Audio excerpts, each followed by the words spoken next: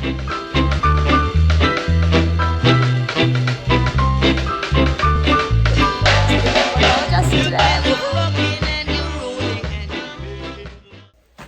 Anissa, welcome. We're so excited to have her as part of our team, and I wanted to do a little Q&A question interview. What inspired you? Because most of my patients have a moment they decide they're going to come in. Absolutely. Right? There's so many moments that lead up to before we meet you. Absolutely. And it's like, all right, I'm done.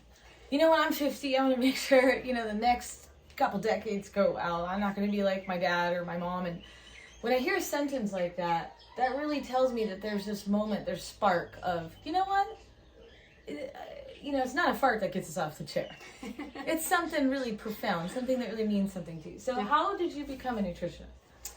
Well, it started with my kids, because they're my world. So my son was supposed to get tubes and his adenoids removed at 1 year old. Yeah, and that freaked me out. I was not ready for any of that. My sister is actually a naturopath. So instead of going that route, I reached out to her and was like, look, they want to cut open my son and remove parts of his body and do all this crazy stuff. And I knew how hard it is to deal with tubes in your ears as a child, and I did not want that for my son. So my sister put him on a 6-week all-natural protocol, and he hasn't had any problems since. So that definitely sparked my interest. That's wonderful. Good old kids. They're always teaching us. Yes. You guys have heard about my son. You probably saw him. He's old now. But it's great. We love kids. Yes. Awesome. That's terrific. Well, you guys have your own story. Mm-hmm. I know you got one, and some people are on the brink about maybe what to do about it. There's a lot of stuff out there, you guys. There's a whole YouTube. I mean, you could YouTube for hours, right? Mm-hmm. It's almost dangerous. The problem isn't that we don't know things. It's that what you know probably isn't so.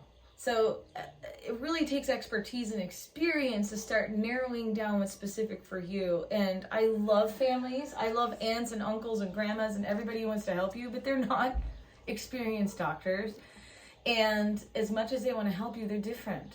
So everything that people tell you to work for them isn't going to work for you unless you guys really are the same, which that is a guaranteed not happening, right? None of us are the same. We go through extensive treatment protocols in private institutions. This is not from colleges. People have a distrust and a fear of providers. Notice she didn't get inspired by a college. Colleges actually nowadays are really teaching some outdated stuff because they have to stay accredited. So I don't want to discredit colleges. We can learn what to do and not to do and what's old and new. But the doctors have been out there seeing lots of patients, really know how to customize what is specific to you. So this is really important, right? We really need our children and our people in our life that inspire us to look deeper, but we need to make that bridge where experienced professional knows how that's appropriate for us, and then what we needed that was different, because your son obviously got some pretty custom care from Auntie. Yes. That's wonderful. Yes. And actually, on that note of schools, they're going off of research, which takes a really long time to finally make it into the schools. So they're always behind when we're dealing with real life, doctors who are in the moment and seeing things face to face. That's the best up-to-date research we can get, is with what's happening in real time. So, yeah. Well, in research, not behind.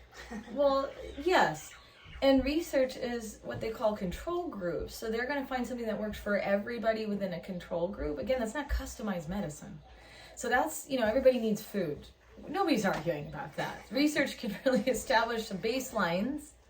Baselines aren't magic. They don't provide miracles. So I hit my millionth adjustment in 2014. I've been in practice 18 years, and I've been practicing and researching functional medicine now for 10. I am just now considering myself experienced enough and masterful enough in this particular department to start really taking on clients like that. That's just what it takes. There's not a lot of doctors willing to put a decade into it. Now, I was willing to do that instead of losing my leg. So this is...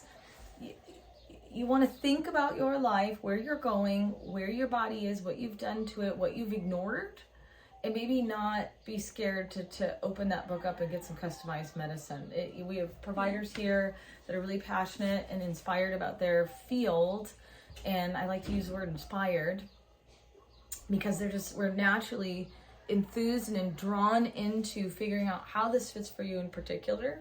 And if you don't shop, we're bored, and then we're going to annoy each other. Yeah. So we look forward to seeing you. Aloha. Aloha.